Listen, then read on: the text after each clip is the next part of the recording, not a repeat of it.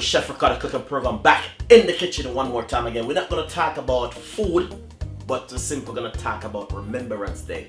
Remembrance Day is a time where Britain come together to remember all of those great people, great men and women who fought for us. That's why here today can say, yes, Britain is a good country. Britain is a powerful country.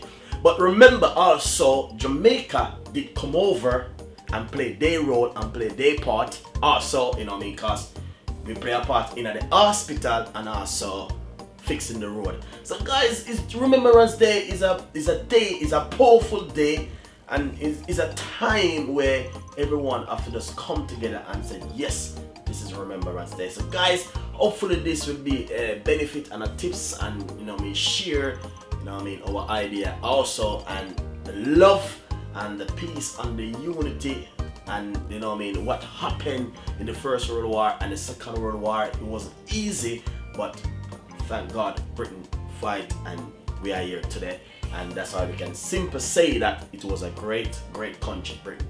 So Britain, we are here, and thank God for you guys, and God bless you all. And this is from Chef Ricardo and the team, and see you next time.